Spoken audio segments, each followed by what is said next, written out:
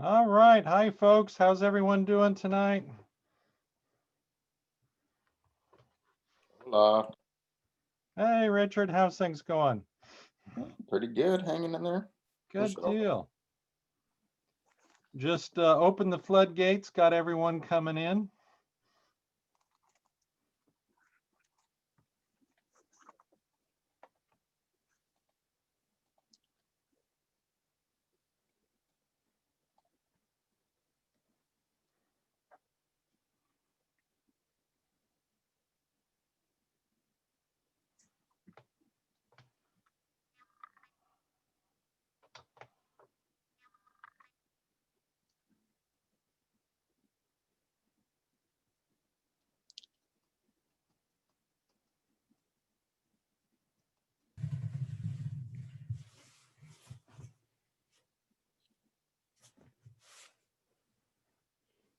Like usual, we're going to let everybody roll in for about 6 or 8 minutes.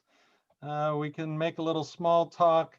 I have a couple of announcements, and then we will introduce our speaker for this evening. So hang tight and um, hope you are all doing well tonight.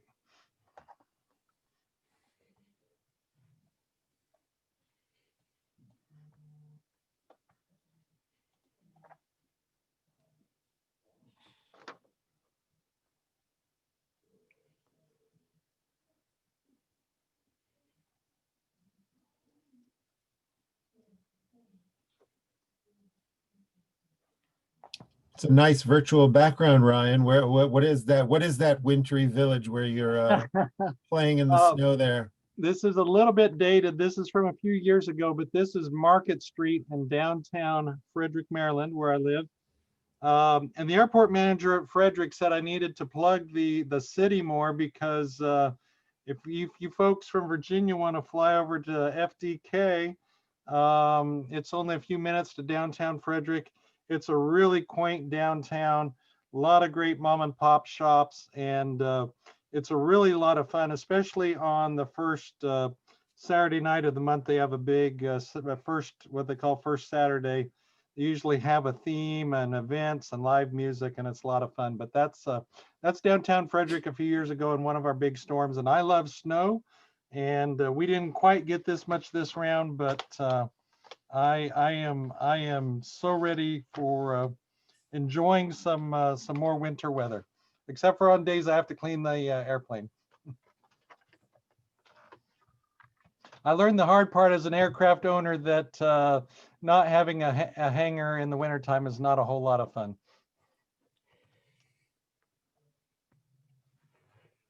Got folks rolling in. I know it's a busy, crazy time of year, but we'll give everyone a few more minutes. We're trying to get it up on Facebook as well. And Gabe's a little under the weather, but he's helping me behind the scenes to try to get things kicked off in a semi-normal fashion.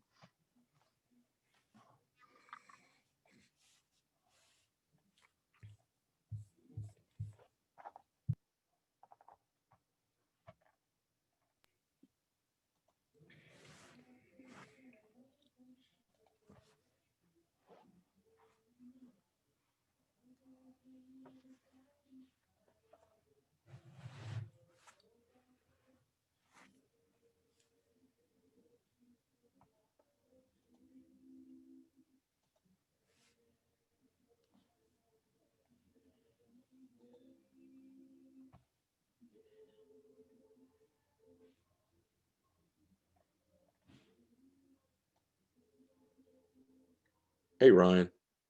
Hey, how's things going? Hey, Ryan, this is Garland Hansen in just outside of Richmond. We're based at Hanover, and since we're at Chit Chat time, there's a pretty cool little event going on the 26th at 10 o'clock out of Lynchburg. A Tuskegee Airman just missed his 100th birthday. Yep. Maybe you know but they're all still about gonna that. fly. Yeah, but they're still gonna fly. What do you know about it that we may not know? Well, their Facebook site was just updated, and I signed up, and there's been a couple of emails go back and forth. Pilots meeting has been moved up to 10:30. I don't know if the Facebook page shows that yet or not, but I got that via email. But donuts and whatever else at 10. I think some of the family members may be there, which would be nice. And then there's going to be a, depending on what you're flying and where you are in line, it's pretty much going to be a procession right over the person's street, over their house. That's pretty cool. We'll try. I know somebody's posted it earlier in the week, and we will try to get a reminder up sometime closer to the end, maybe sometime Friday when we can catch some free time, since some of us are stuck at home this year, strange years. But that's a good reminder. Thanks for reminding us. There's That's no better gonna be a great thing. distancing, Ryan, than being at 3,000-4,000 feet, buddy. That's right. That's right. That's gonna be that's gonna be a definite. So that'll be something to see, and I think the weather's gonna be decent for it. It looks like. Yes, probably, it is. So it's gonna be great. I just wish he could have made it to it, because that would have been something else. Yeah.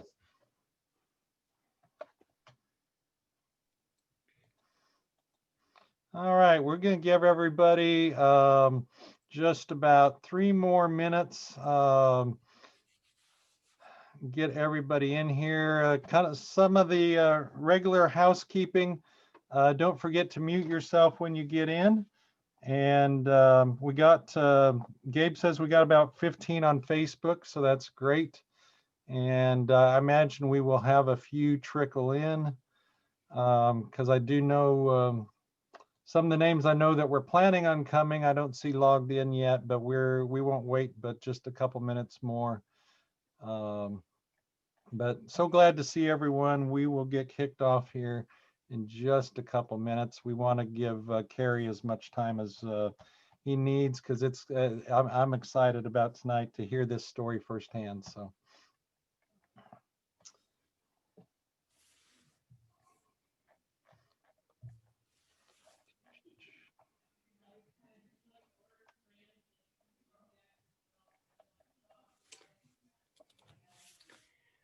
Hey, Ryan, while we Yeah. have a second, can I check my share screen commands?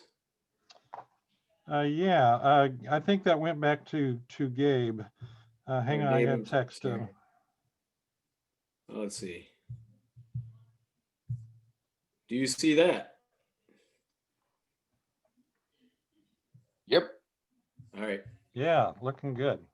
Looking good. Yep, I think that'll work perfect. Super.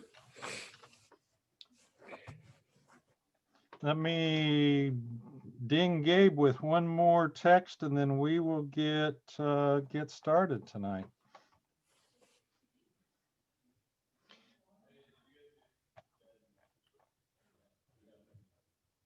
One of the things while we're waiting for, I'll give some general announcements in about 1 more minute, then we'll get rolling.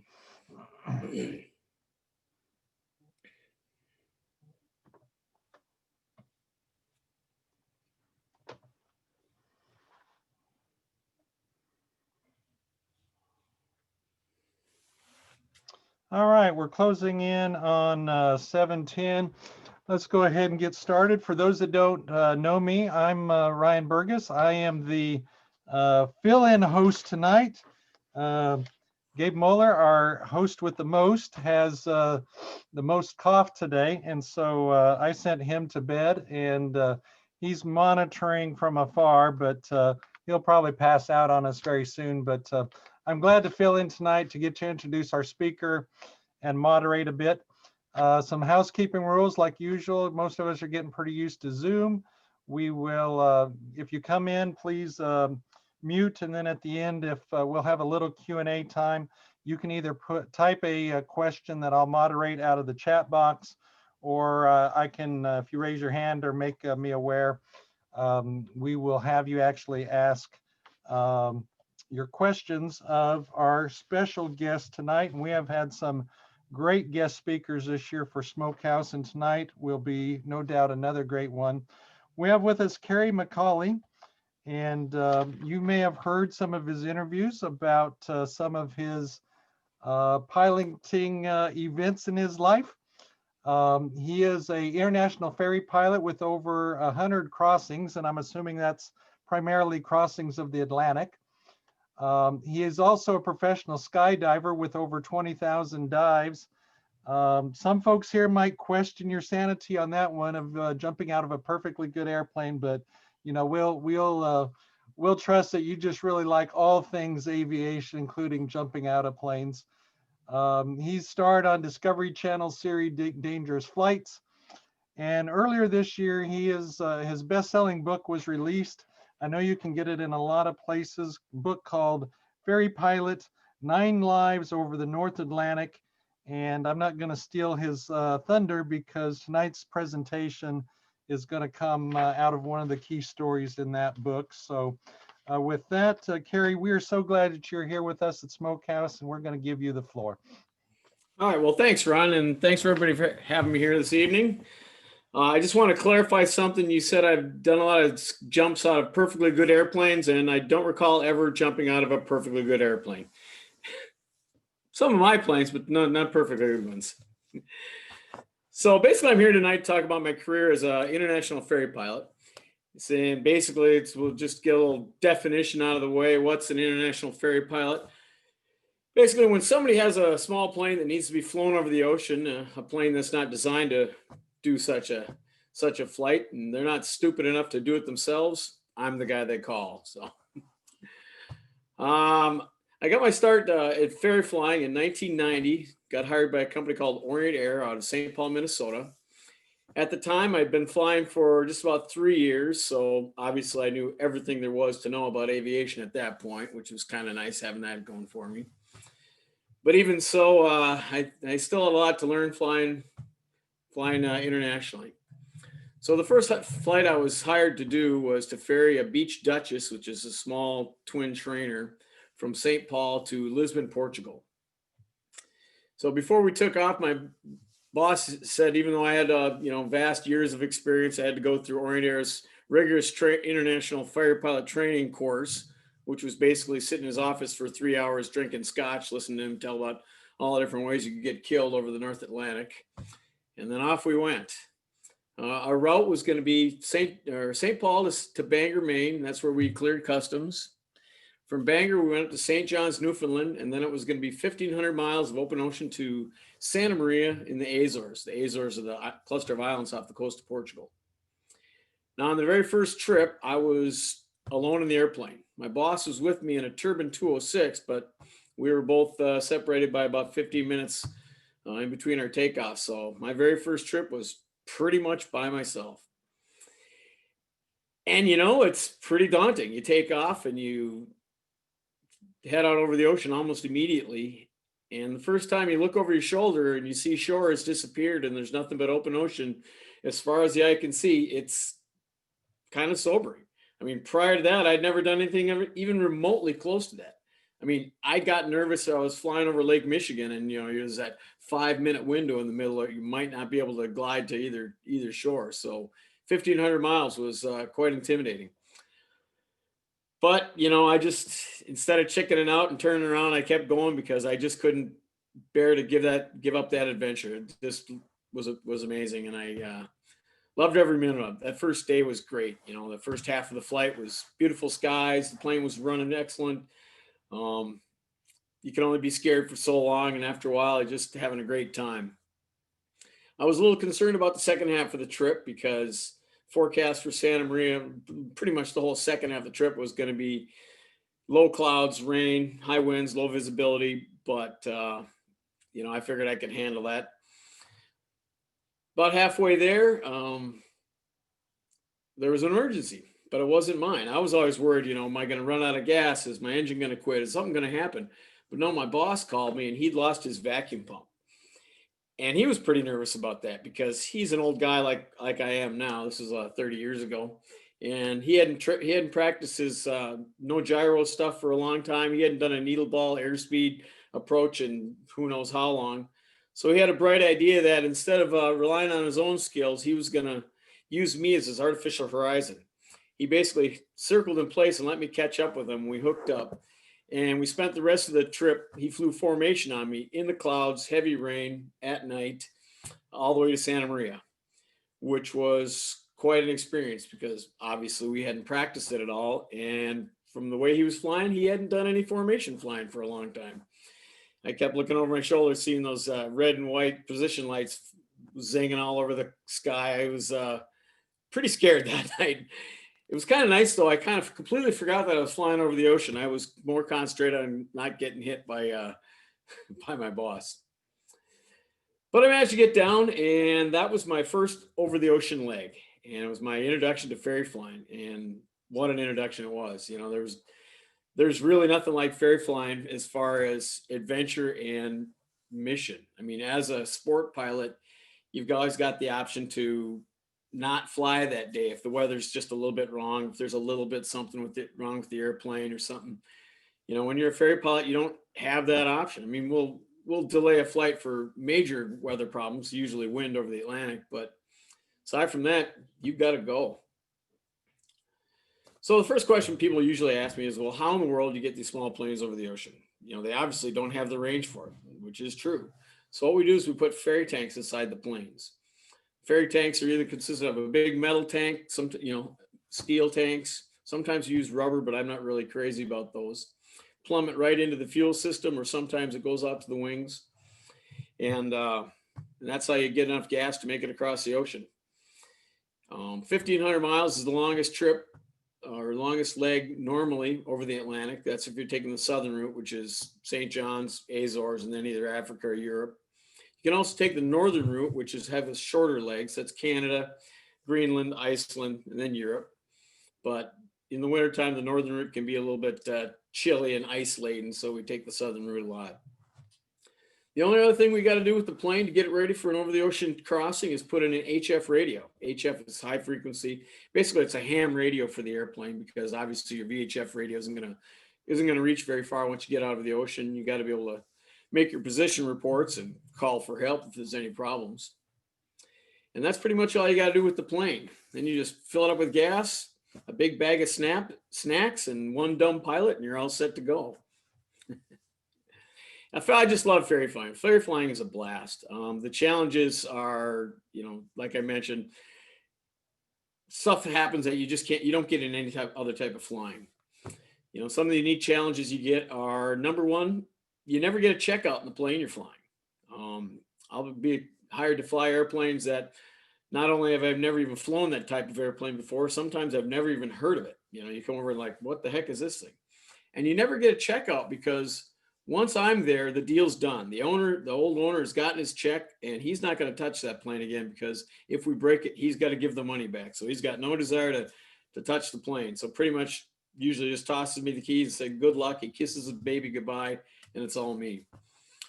And what I do is I just grab the pilot operating handbook, sit down, write a couple of notes on my notebook, any particular V speeds that are important, any unique emergency procedures, fuel management stuff. Then I flip to the page called How to Start the Engine, get her running and take off and figure the rest out en route.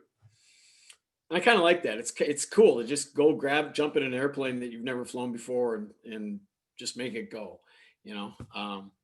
And for the most part, an airplane's an airplane, you know, keep your speed up and don't overboost it. And you should be fine. You know, the other problems that we run into ferry flying is, you know, when I started, it was 1990s and we didn't have the internet and we didn't have ForeFlight and stuff like that. So right off the bat, the biggest problem we had were maps. You know, when I'm going to fly from St. Paul to Singapore, I'll take off with a whole cardboard box full of maps and approach plates. But back then, you know, there was no Amazon, you couldn't order stuff, you know, and get it the next couple of days, you know, so getting current maps was almost impossible. I think in my whole time in the 90s when I was flying, I maybe once took off with current maps. Other than that, maps were anywhere from 6 months to 2 or 3 years old, just because we couldn't get them in time. And, you know, you get a last minute trip and let's say fly this plane to Tanzania. Just go to the office, dig through the box of maps and approach plates, try to find the best stuff you could and go for it. I mean, the continents don't move around too much, so it's okay. But if you get a frequency that's different, I guess we just deal with it when you get there. Other problems are, you know, obviously flying internationally is language barrier. Now, when you're flying, it's not that big of a deal. All the air traffic controllers are supposed to speak English. Sometimes the accents can be tough to deal with, but once you're on the ground, that's where the real challenge starts, because the guys on the ground aren't required to speak English, and having to get fuel, pay your landing fees, hotels, cabs, maintenance, all that stuff. If they don't speak English, there's a lot of playing international charades, trying to get them to figure out what you need. And you've got the normal other things, weather. When you're flying over the ocean, especially, or over even the desert or the jungle, you get to a point, we call it point of no return. A point in the trip where once you cross that line, you don't have enough fuel to turn around and make it back to Canada or Europe if you've coming that way. So after you hit that point of no return, any maintenance issues or weather challenges, you're just going to have to deal with, because there's no option. If you run into icing, you've got to change altitudes, maybe get down to the surface and try to melt it off. Line of thunderstorms, you're going to have to pick your way through them. Something wrong with the airplane, shut an engine down, whatever, manage it, keep her going, try to keep the plane dry. The other problem we have is navigation. Like I mentioned, I started in 1990, and back in 1990, we didn't have GPS. It hadn't been invented yet. Or maybe it was just invented, but we just didn't have that option. So my first 8 crossings were exactly like Lindbergh did, nothing but a compass. And that's kind of scary. We'd sit down and we'd get our winds aloft forecast for the entire Atlantic from the Canadian Weather Service, and sit down with your E6B and your paper and pencil and write out your little flight plan and every latitude, longitude point where, a couple of degrees of heading change to get your great circle route, and off you go. And I tell you, when you're, 4 hours into the flight, you're a long way from any navigational aids, and you try to make a position report, and they ask you pretty much, well, where are you? Well, theoretically, I'm at this point over the ocean according to my flight plan, but you have no idea. I mean, you can't cross-check your navigation. You could run into massive headwinds or a crosswind that'll blow you way off course, or slow you down so much that you run out of gas, and you won't know it until you don't pick up the beacon at Santa Maria until it's too late. So that was always kind of scary. But lucky for me, the Canadian Weather Service does a great job, and the winds aloft forecasts are usually pretty accurate. But I did meet a couple of guys that had run into unforecast winds and almost didn't make it. And I did know of a couple of guys that didn't make it. So it was always definitely a concern. The other major problem that we run into is fatigue. A trip to Europe or the Middle East usually takes about a week or so. Africa and Far East, maybe a week and a half to 2 weeks. And these are long days. You always get up super early in the morning, got to get going before the sun comes up, fly 8, 10, 15 hours, get down, get the airplane fueled, maintenance taken care of, pay all your fees, run to the hotel, try to get some sleep, get up and do it again. It really takes a toll on you, especially when you're flying eastbound, because you're going against the time zones.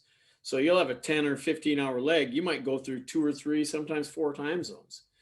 So you're always taking off in the morning before anything's open, so you never get any breakfast.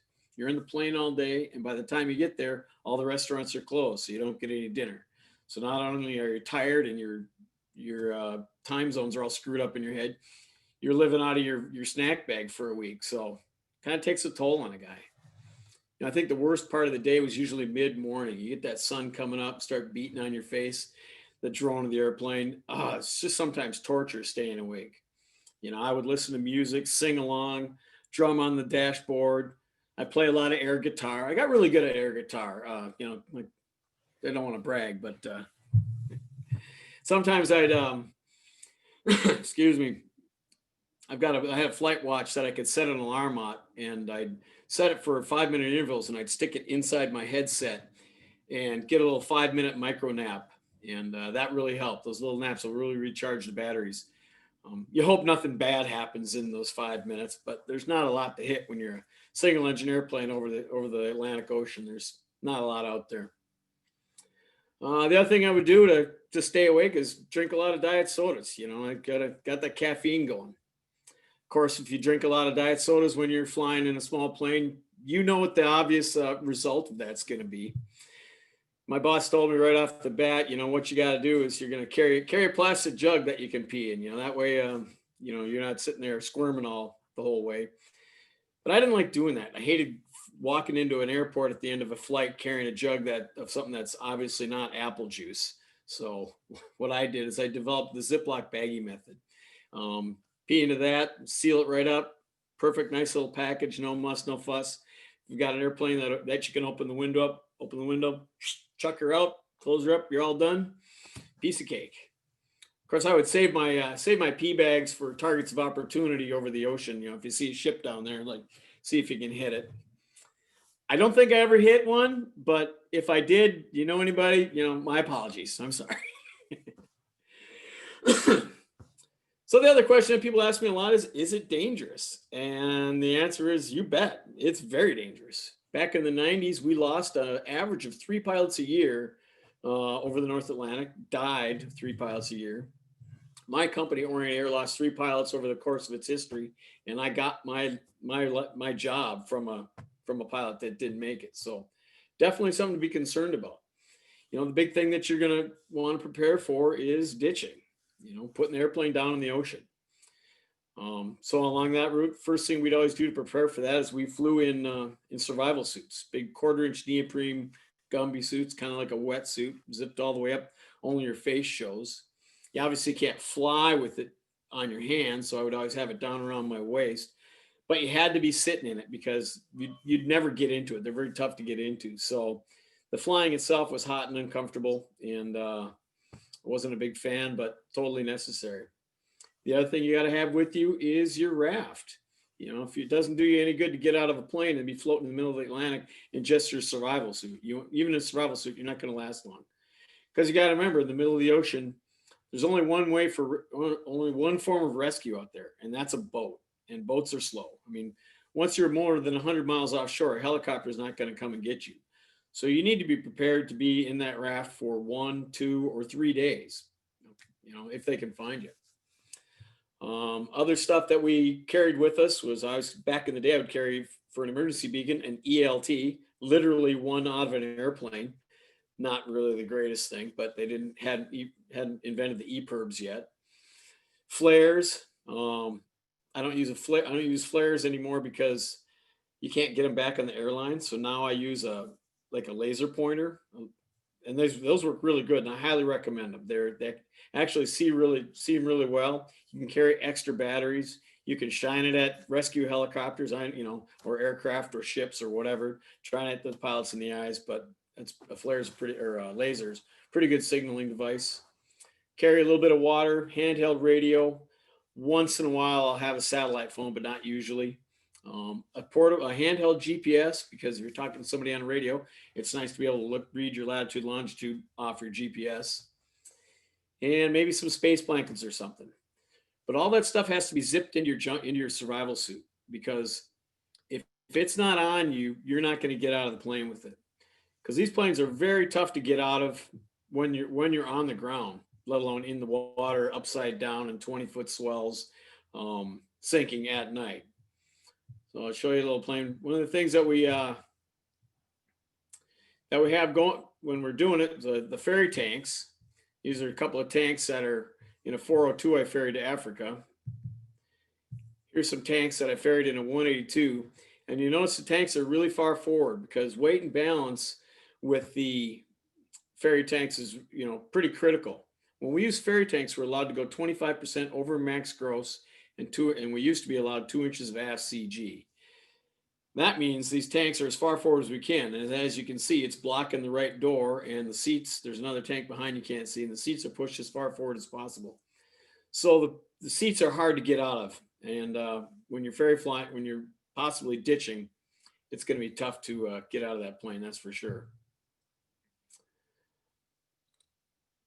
The other things you got to be prepared for is crashing in someplace other than the ocean.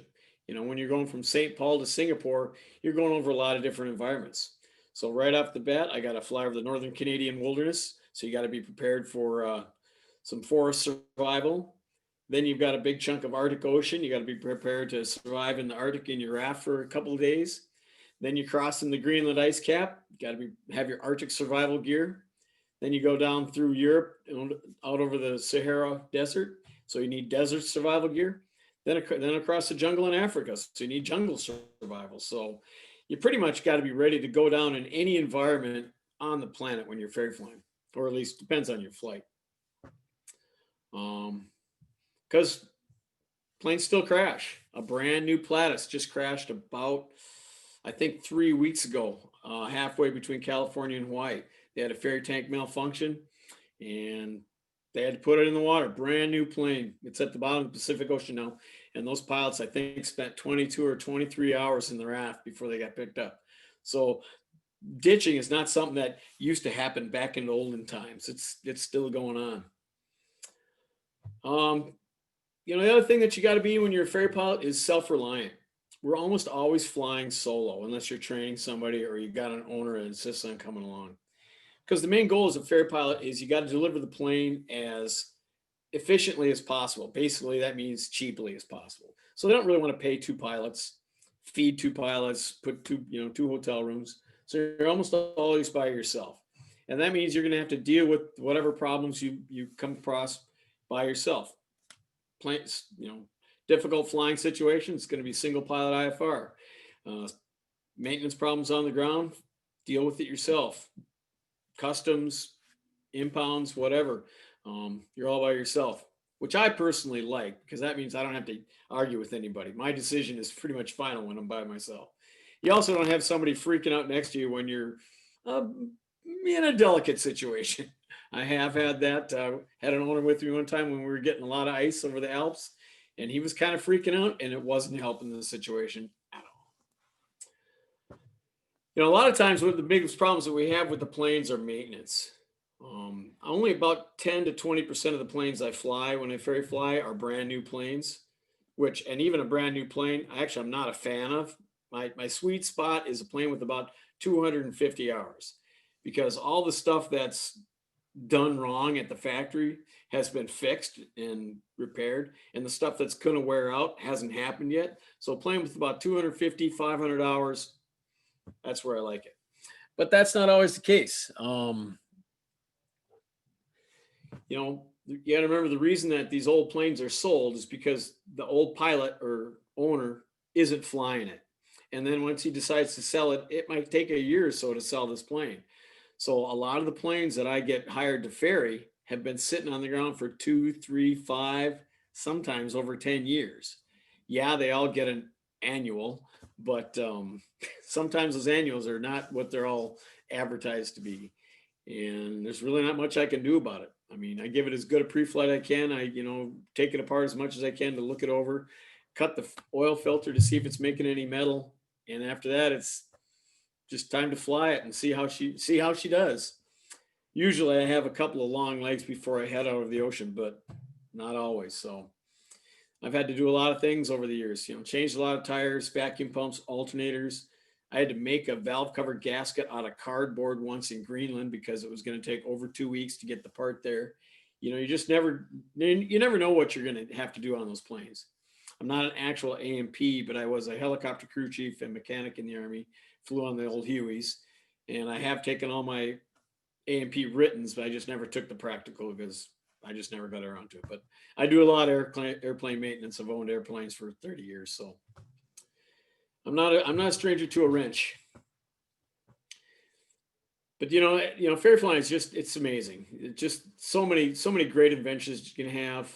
Most of the time, it's really, really fun, and you just can't imagine a better adventure. But of course, there are the times that things get a little bit dicey. I was ferrying a Mooney one time. I was over Maine at 19,000 feet on my portable oxygen tank. Had a line of thunderstorms in front of me, and I found a gap between 2 of them. And as I'm punching through these thunderstorms, my engine cut out, and I had a ferry tank malfunction. So there I was in between 2 thunderstorms, getting slammed around quite a bit, and I got dead stick, and I had to circle my way out of there and find an airport to land. The engine did finally come back just before landing, but that was interesting. I got hit by lightning off the coast of Portugal in a 206.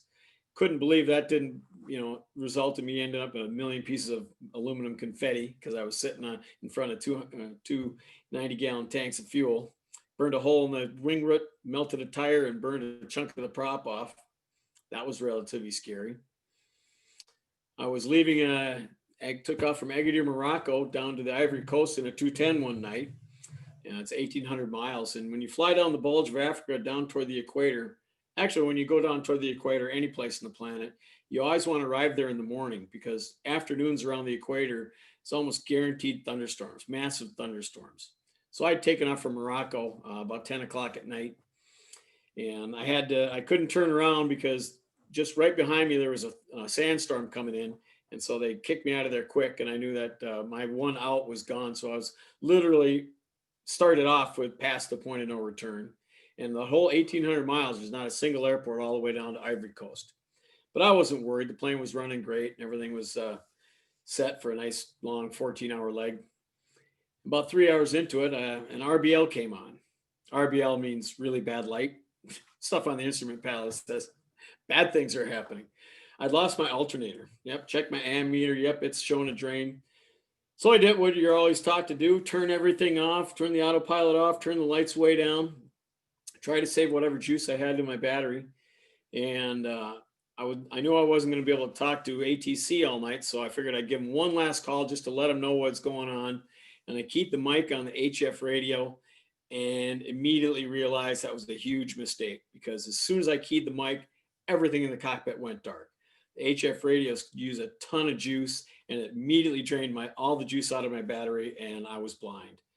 Now, luckily I had my flashlight already handy in between my legs and turned that on quick because you're out over the desert. And even if it was a nice night, there's no lights on the ground for, an artificial horizon. So, but I was IMC. So literally it's like flying in a coal mine. There's just closing your eyes. So click the flashlight on and that started one of the longest nights of my life, hand flying a 210 by flashlight, 8.5 hours over the Sahara. Fun stuff. That was also the night I realized or learned the lesson. If you're ever going to fly at night, always carry 2 flashlights. Very important. Because when that flashlight started going dim and it was the only one I had, I knew I had to change the batteries. And at that point you realize, if you screw this up and drop part of the flashlight or drop the batteries, you're going to die. Because literally you can't see, if you can't see your instruments, you're going to lose control of the airplane. So that was kind of nerve-wracking. Finally, the sun came up and I somehow managed to find the airport, still no juice in the batteries. So I figured, oh, great, I'll circle by the airport. And I finally get to use the light gun. You always, right away, your private pilot thing, you've never had that. And they're going to give me the light gun. It'll be so cool. And I circle and no light gun. Must not see me. Get a little bit closer. Circle, nothing. Like, are you kidding me? I kind of run out of patience after a few minutes. So I decided that's time to buzz the tower, Maverick. So 500 feet right over the tower, still nothing. Great. I found out later the light gun was broken. I should have figured that. But just go ahead and land without permission, pump the gear down. And when I finally got the plane on the ground, I got hauled into the airport manager's office and threatened with jail and fines. And they said all kinds of bad stuff, but I managed to talk my way out of that. So that was relatively interesting. That was my first time in Africa. So that was a good night. I had one time just a couple years ago, I was flying a Navajo to Bangkok and I left out of Riyadh, Saudi Arabia, and I took off into a dust storm, basically brown IFR. It's really weird. About halfway to altitude, had another RBL come on. Turns out I lost a vacuum pump. Not to worry. Flying the Navajo, got 2 of them. Gotta love redundancy. Sitting fat and dumb, smirk on my face, till 50 minutes later, the other vacuum pump went. Perfect, because of course, that's what's gonna happen.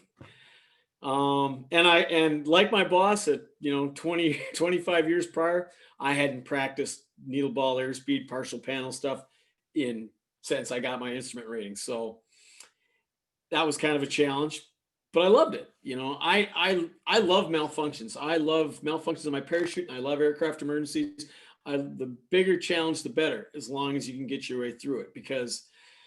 anybody can fly an airplane on a beautiful sunny day. A few years ago, a pilot had a heart attack and an 80-year-old grandma landed at King Air without any experience at all. So actually driving an airplane around isn't the hardest thing in the world when it's a beautiful day. But when stuff happens and the chips are down, that's when all your training and years of experience and study come to play, and you get to, use that stuff and, earn your wings. And I was feeling pretty smug myself that night. I said, I got lose 2 vacuum pumps. Second time it's happening, by the way. And I was digging it until I looked at the engine instrument panel and noticed my right engine oil pressure was dangerously low and my right oil temperature was really high. Shined a flashlight out the right engine, completely covered in oil. Wonderful. Shut the right engine down. Great. Now, no gyro, partial panel, single engine operation, out over the ocean, or out over the desert at night going to Oman. I kind of felt like I was in a simulator. Somebody keep hitting, it's like, what are you going to throw out next to me? You going to give me, struck by lightning again or something? But I managed to get her down. So you got to love all these emergencies that you get. Of course, probably the most interesting one I had was I was ferrying a brand new Bonanza across to Paris. And when I got to St. John's, I had looked at the winds aloft and I found that out over the Atlantic were just some smoke and tailwinds running straight to Paris. And I did a little figuring and realized that I had enough range to cover that whole 2,500 miles straight to Paris. And if I could do that, that meant I was going to be able to skip Santa Maria down in the Azores and cut almost 1,000 miles off my trip, plus a whole day, save the company the money of the whole stop in Santa Maria, landing fees, hotel, taxis, all that stuff, save a bunch of gas. And I decided to go ahead and shoot straight across to Paris, being a good employee and saving the company a bunch of money. The fact that I was going to get to spend a complete extra day alone in Paris had nothing to do with my decision. I swear to God, it was strictly concerned with the company's well-being. So I took off and headed out across the ocean at night. About 4 hours into it, the wing tanks were pretty low, and it was time to move some fuel from the ferry tanks out to the wings. Turned on the valve to the ferry tank, and was kind of puzzled to see that the ferry fuel wasn't moving. It's kind of weird because I'd used that ferry system twice on that trip from St. Paul to Bangor and Bangor to St. John's. It worked just great, but it wasn't working that evening. And like a dummy, I hadn't checked it before I passed the point of no return because I'd gotten complacent. And that's probably one of the most dangerous things any pilot can get is complacent. And flying single engine out over the ocean, complacency is really a bad idea. You're just gonna have to trust me on that one. So I started trying to fix the problem because I needed that gas. I definitely didn't have enough gas to get back to Canada. For sure didn't have enough gas to get to Europe. So I moved the tank, the valve back and forth a couple of times, put the airplane through a bunch of positive, negative G's, try to shake anything loose, but nothing worked. The fuel just wasn't moving. So I uncoupled the air pressure line and try to see what was going on there. Because these tanks, the way we use them is we have a high air pressure line. We drill a hole in either an access panel or the bottom of the airplane and stick a J tube underneath and point it into the slipstream. And that air goes up through a hose. You can see it on these two ferry tanks here, that blank hose on the top of the ceiling there going into the one ferry tank. What that does is that pressurizes the tank and then forces the fuel out to the wings. And what had happened that night was most of the time we have that J tube affixed very, very securely with nuts, big nuts and washers. But that particular one, I think we were out of access panels with the J tube on it and the special access panel. And my boss said there's no way he's drilling a hole in the bottom of a brand new airplane.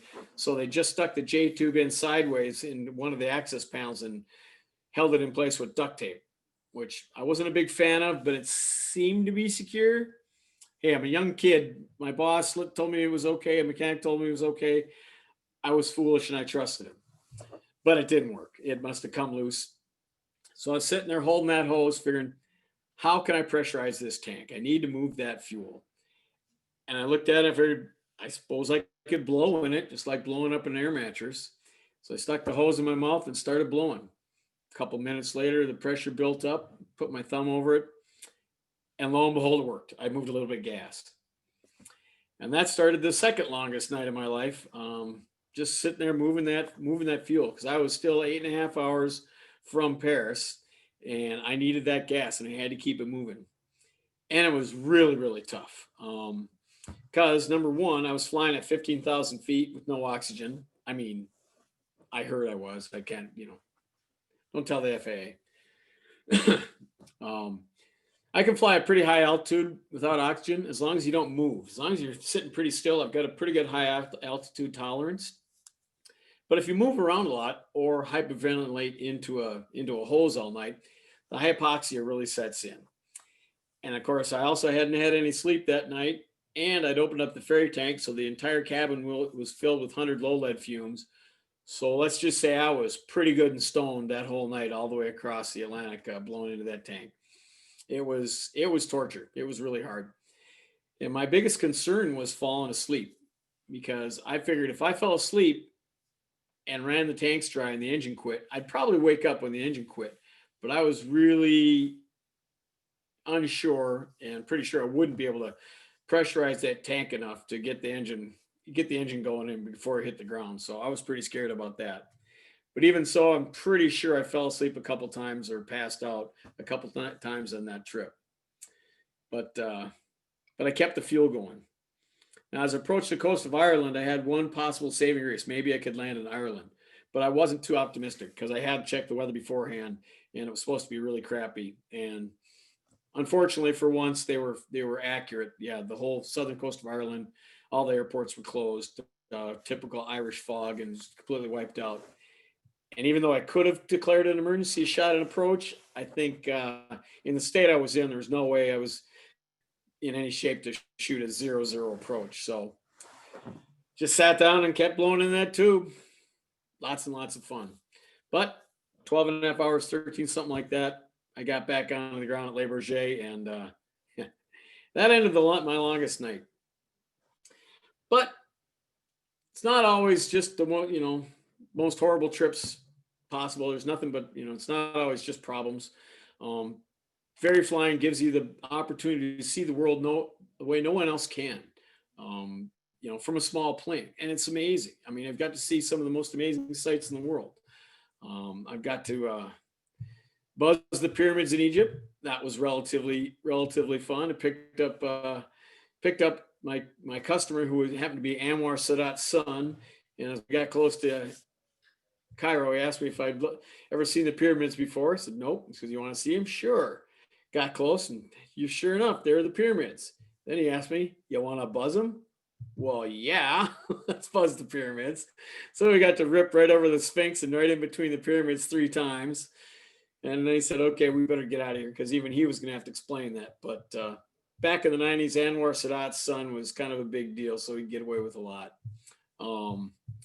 Other things I got to see is, I got to buzz the Amazon first thing in the morning, buzz Africa and see elephants and giraffes and all kinds of wildebeest going across the savannah. See the Greenland Ice Cap. I've been to Greenland a bunch. It's pretty cool to see the ice cap. The southern tip of Greenland is probably one of the most amazing places in the world to fly. The mountains are very sharp, and the ice cap oozes off into thousands of glaciers, which busts into millions of icebergs, and you fly up and down the fjords, and it's just amazing. The airport in Greenland's kind of challenging. This one's called Narsarsuaq. It's on the southern tip of Greenland. It's a no go around airport because it's completely surrounded by mountains. So shooting an instrument approach into this airport is really challenging. But I've had to do it a couple times. The other thing that's great about ferry flying is the people. I try not to land at big airports if I can. I like to get fuel at small airports. And what do you find at small airports? Pilots, guys like you. And what's the first thing they do when they come over and see a strange airplane? who are you and where are you from? And as soon as you tell them you flew that plane from the United States, you're the local hero. And it's great, just hanging out with a bunch of airport bums like yourself and talking flying and showing your planes. And they take me for rides in their stuff and take me home and try to get me to marry their daughter and take her back to the United States, all kinds of fun stuff.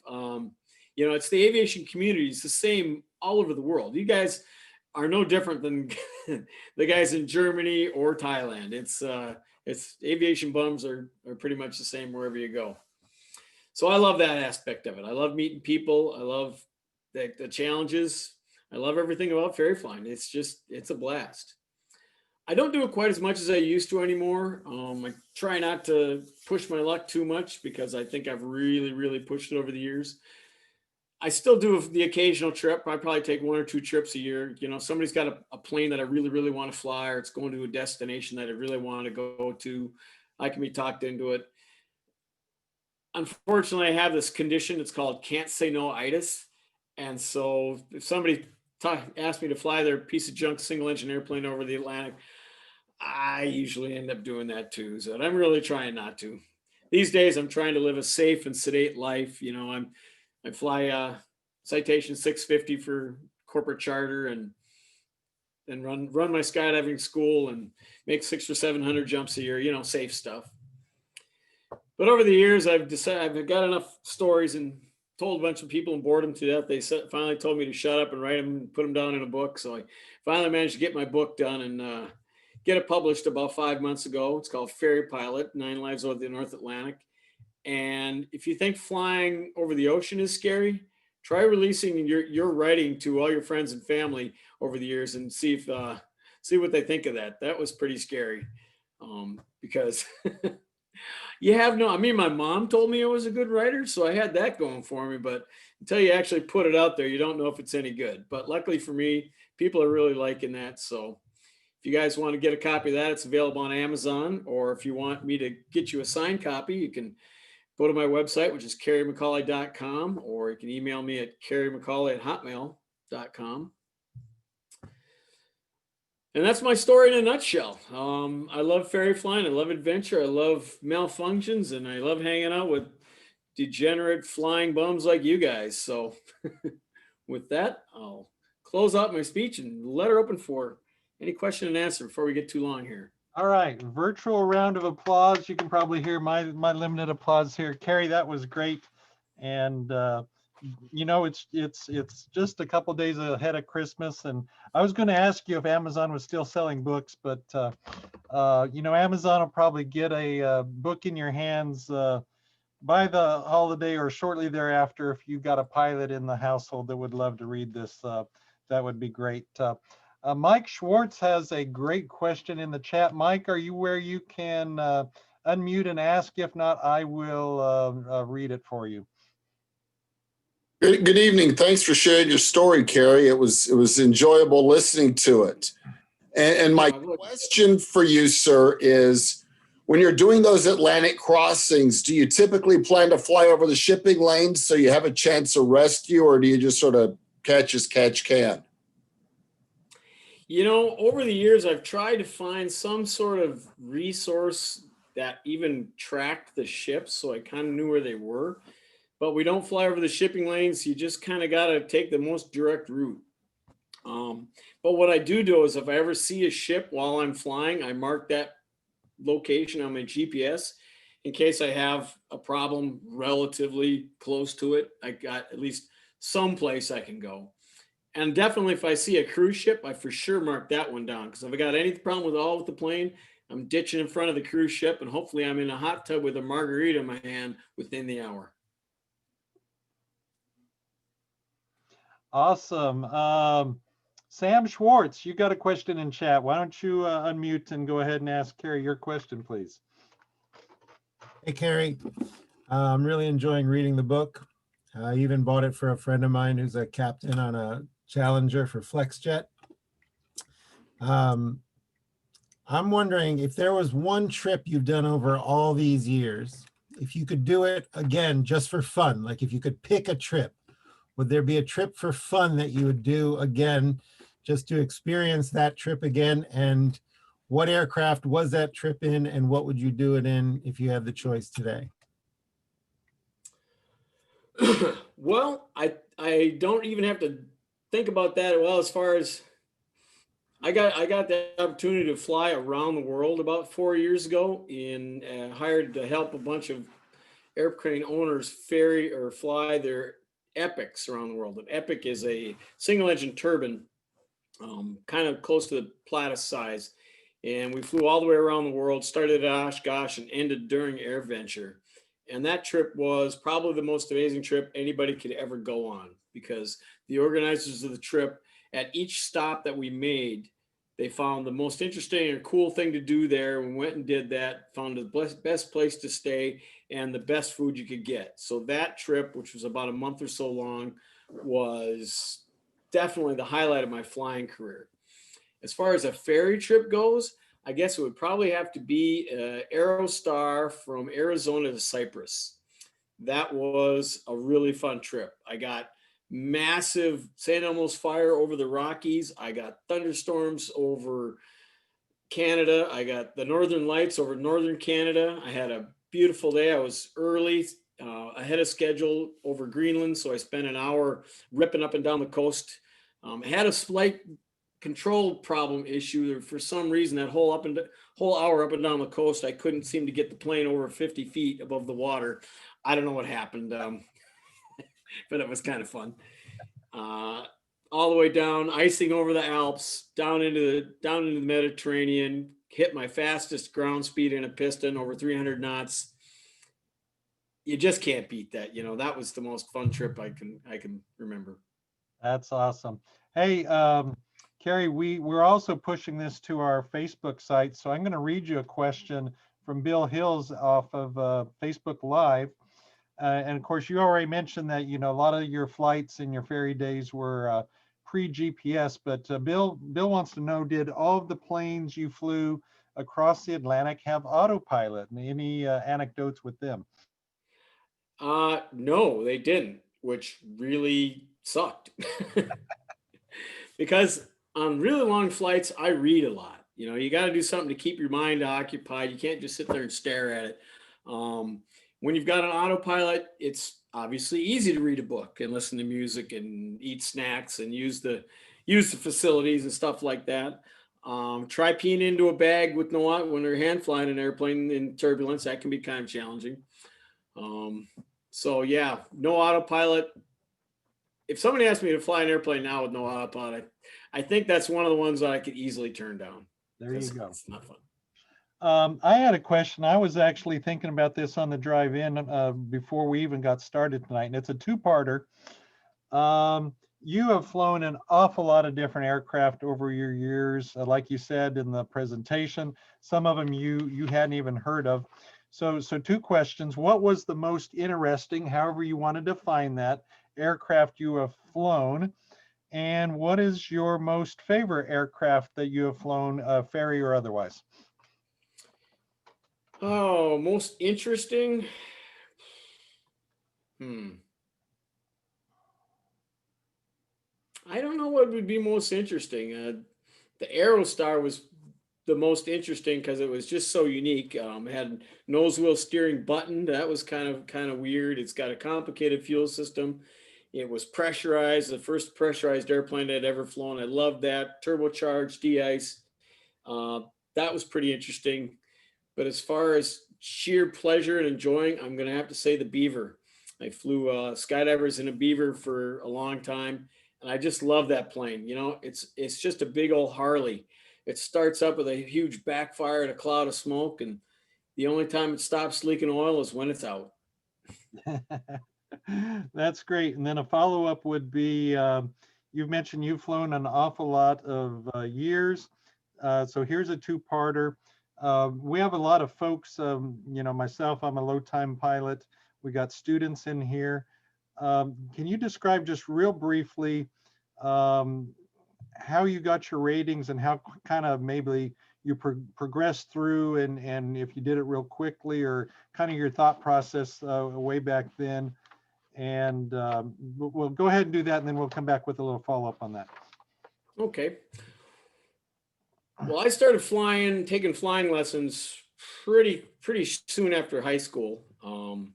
Joined the Army, became a Huey crew chief, and started flying more. About halfway through my private progression, I took a first jump course and made a skydive and fell in love with skydiving. And that really kind of got the juices going and really made me, get my license quicker so I could fly skydivers to build time. My original goal was to be an airline pilot. About then, one of my friends in the National Guard, his father actually owned the ferry company that I worked for, and he told me about ferry flying, and I hadn't heard of that before. But once he told me that, that made that my goal. I had to be a ferry pilot. That just sounded like the biggest adventure in the world. So I pretty much whipped out all my credit cards and burned through my ratings as fast as I could. They said they wanted about 1,500 hours of flight time, and I got hired with a little bit less than that. But I started flying skydivers, and I helped a buddy refurbish his Cub, and I flew the wings off that Cub. Bought a twin Comanche with a couple of friends. We only got about a year out of that before he crashed it. I was in the backseat screaming. That was exciting. I'll read all about it. But yeah, I just flew as fast as possible. I think from the time I started flying to the time I got all my ratings and was ferry flying was probably 4 years. Wow, great. Pretty quick. Awesome. Another question off of Facebook, and then I'll come back with a couple more thoughts and questions. Kind of personal, so you can throw out a range. A lot of us that come to aviation, we don't come to aviation to get rich. But Teresa Rutledge asked, what is the range ferry pilots are paid? I hope a lot, ! And she says, I'm getting your book. Well, if you want to get rich, being a ferry pilot is definitely not the way to go. Back in the 90s, I was paid $1,000 for a trip to Europe and $1,500 to Africa or the Middle East, and the trip would take about a week to 2 weeks. So it wasn't a whole lot. And is an interesting thing in ferry flying, the more dangerous the flight, the less you get paid. Basically, guys flying Challengers and ferrying, corporate jets over the ocean, which is really not a big deal, not dangerous at all. They're making good money. That poor guy sitting there in a 172 flying into Europe is hardly making anything because there's so many guys that'll do it for almost nothing. Which is another reason I don't do it quite as much as I used to. But you don't do it for the money. You do it for the adventure. You got to have that experience in your back pocket for the rest of your life, and that's why it's worth it. That's excellent. I have a client that I love dearly, and he's retired now, and he worked for a certain government agency I will not name here. Got shot down in a helicopter over Africa.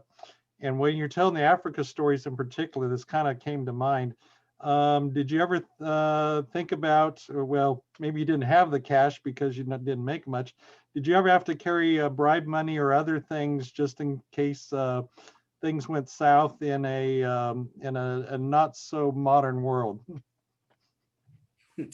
Oh, definitely. Just because I didn't get paid much just doesn't mean we had cash. We almost always flew with about $10,000 in cash for fuel and or other things. Yeah, when I was in Africa one time, I met some guys. I was going to fly all the way across the equator of Africa from Libreville, Gabon to Dodoma, Tanzania. And I met some locals, and I was telling them the problem we had getting an overflight permit for the Congo. And they nodded knowingly because, yeah, you won't get an overflight permit. What they do is once you check on with ATC, they force you to land, then they confiscate your plane, throw you in jail, hold you for hostage, and until your company comes up with some money. Then they steal all your radios and let you go 2 weeks later. So their advice to me was to turn my transponder off and fly really low to avoid being shot down. And that's what I did. So, But yeah, we bribe people a lot. Usually it's only $20 to $40. Yeah, that's a couple cool. 20s goes a long way. We have a few, and I'm not sure we have anybody on tonight, but we do have quite a few active members that are commercial pilots on airliners. And so is it kind of a letdown when you get on a commercial plane to come home after such an adventurous flight?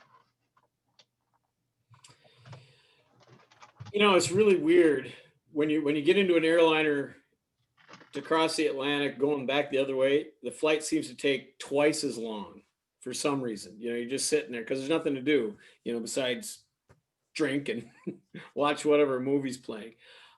Usually wasn't a letdown. Usually I would sit down on the plane at the end of the trip and just kind of relive the flight, you know, and just, it was kind of the finishing touch on a flight for me. So it was always kind of bittersweet for me. That's awesome. Two more questions, and if anybody else has any questions, get them in the chat. I'll read one because I know Gabe's not feeling real great. So Gabe says, this is a great question. How did you mentally prepare yourself for the first time you ever experienced, quote, the point of no return? How did you handle that mentally and the stress that I would imagine is involved? Yeah, that's a really good question. And I'd love to tell you that I sat there and pondered and had soul searching and all this stuff. And basically, I was so excited to do it, it hardly fazed me. I mean, it was really hard to wrap my mind around the fact that I was actually doing it. You know, I sat there, I'm like, you kind of things like, am I really going to do this? Am I really going to fly this over the ocean? And I couldn't understand why I wasn't more scared than I was. It was just kind of matter of fact. I was just going to go do it. I kind of think I actually mentally blocked out some of the dangers, and I was just so excited to get off on that adventure. Awesome. One of the things Smokehouse is really big into is mentoring both in aviation and outside of aviation. Can you describe or tell us about some of the aviation mentors you've had over the years?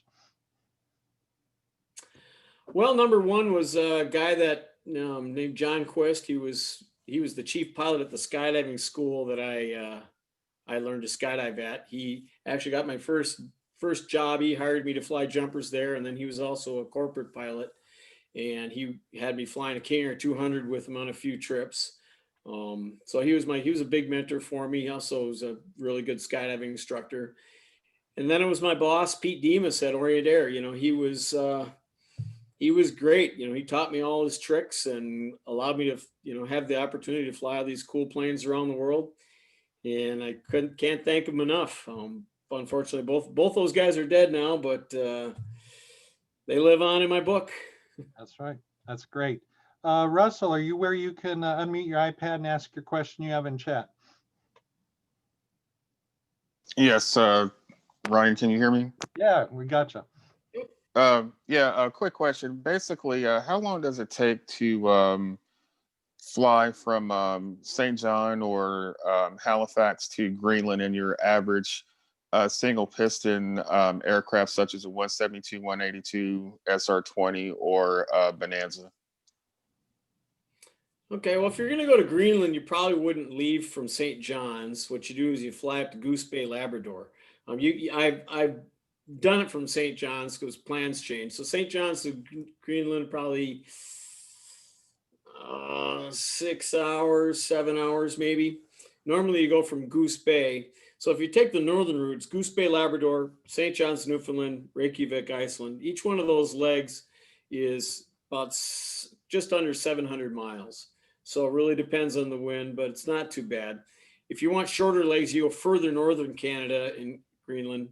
You go to Iqaluit, then across the Sonderstrom, and that over water stretch is only about 500 miles, but it's further up there and less services. So typically those legs, if you don't have a ferry tank, you know, you're looking at 4 or 5 hours.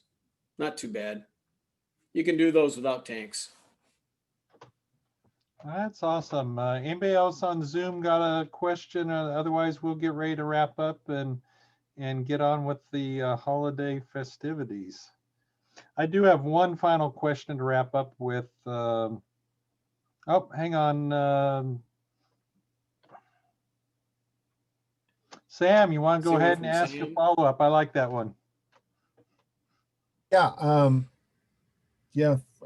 Thanks a lot to Smokehouse for hosting this, and thanks, Carrie, for being here. When I saw your book, I was excited about it because I became a big fan of Dangerous Flights right as soon as I found it.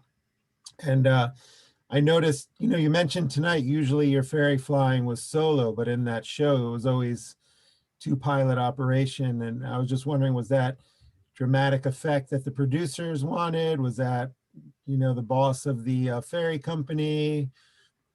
What went behind like that? I'd also like to know how you were approached for that show and how that show all came about. Okay.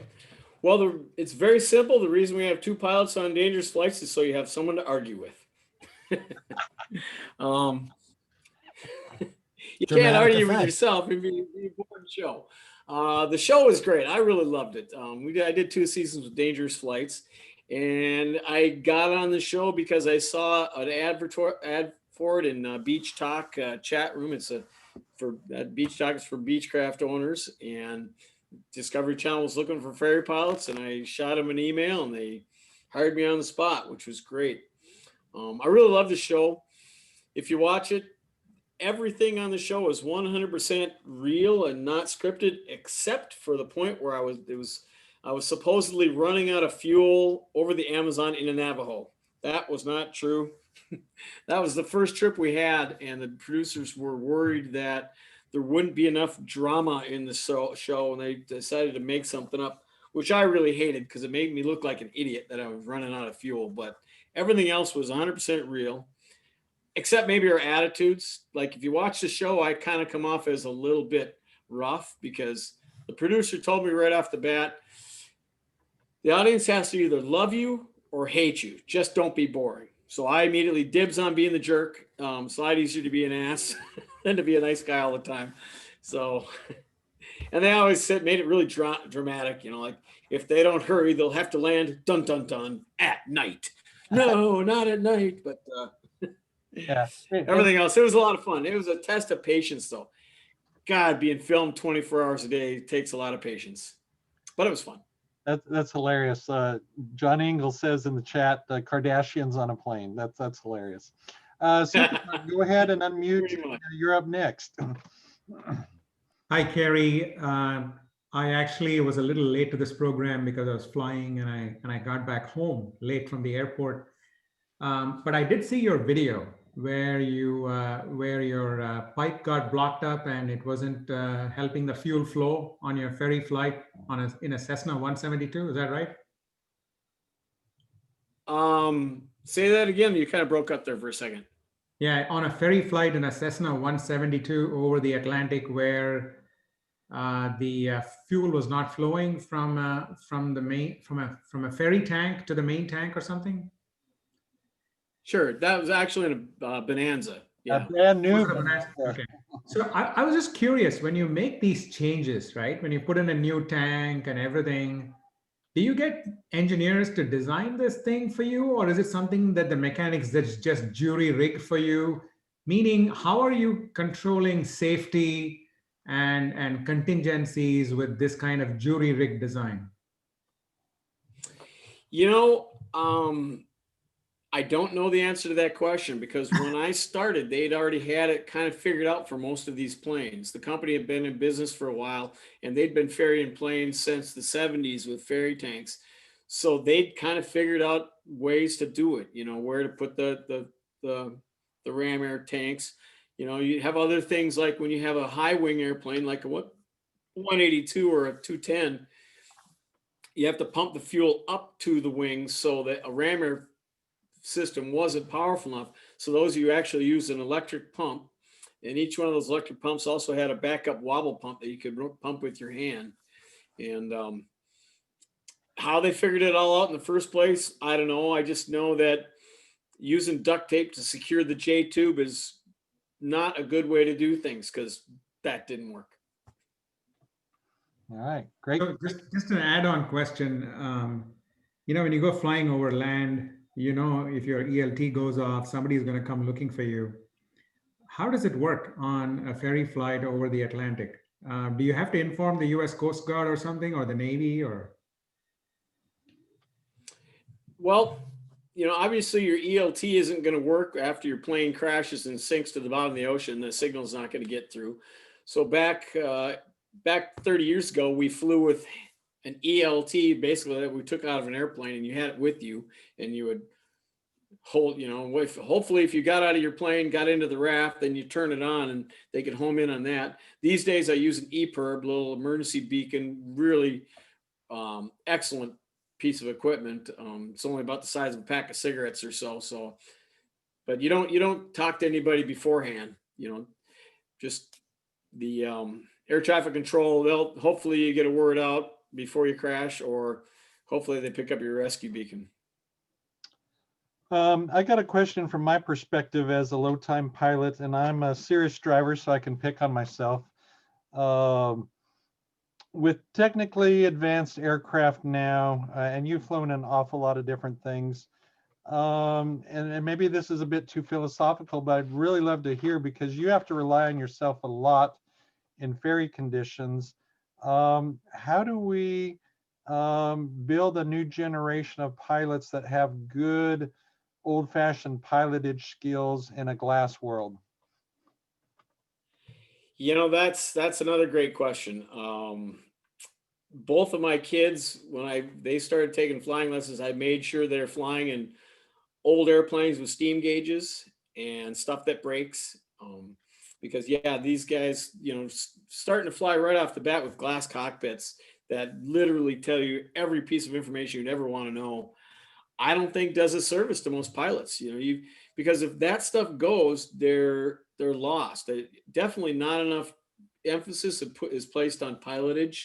Looking out the clear parts of the airplane called windows. Tuning in a VOR. Just being more basic. If you're so dependent on technology, then if something goes wrong, you're more screwed than the average guy. I mean, when GPS finally came along, I thought it was magic. It was unbelievable. I mean, what a great tool. Don't get me wrong. I will never go back and fly over the ocean without my GPS again, but I'm sure glad I know how to, if it breaks, because I've had them break. I've had, my GPS went up. Well, back to my flight plan that I still did by hand. I've got it in paper and pencil right here, and I can still handle it. So I don't know, I guess the best training guys are going to have is just experience, but they should also read everything they can. You never learn from the mistakes of others. You'll never live long enough to make them all yourself. That's right. That's great advice. And we greatly appreciate your time. And the last question of the night, an easy one, a little bit personal.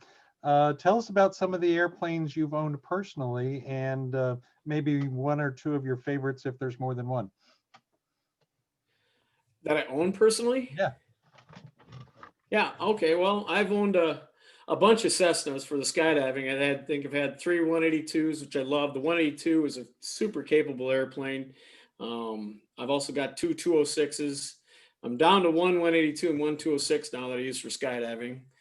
The 206 and 182 are great because if you can get the doors closed, it'll haul it. There's no such thing as overgross, practically. Don't quote me on that. There you go. I love flying my Queen Air. My personal plane, my go places plane is a 1960 BE-65 Beech Queen Air, which I just love. Queen Air, for those of you who don't know, is the piston version of the King Air. It's just a big old lumbering beast. It carries 6 people with great comfort. It's de-iced, and it has one of the nicest features on it of any airplane I've ever owned. It's got a relief tube. No more plastic bags. Oh, that's great. That's great. Well, Smokehouse, let's give Carrie one final virtual round of applause for a great presentation tonight. I know some of you are already reading his book and some of you will be getting it. Carrie, thanks so much for being with us tonight. Gabe sends his greetings as well. I know he's still not feeling real great and he's gone off to bed, but we're so glad that you could be here with us and encourage us. For all our Smokehouse members, hope you have a great holiday season. I know Hanukkah's already behind us. if that's what you celebrate and Christmas is ahead of us, or whatever holiday is coming your way. Be safe, and be sure to get the pilots in your life something great like Carrie's book, Ferry Pilot, 9 Lives Over the North Atlantic. And Carrie, thank you so much for being here tonight. Hey, thanks for having me, guys. Have a Merry Christmas. Thanks, Carrie. Good job, Ryan. Thank you all. Thanks for joining in. Thanks, Bill.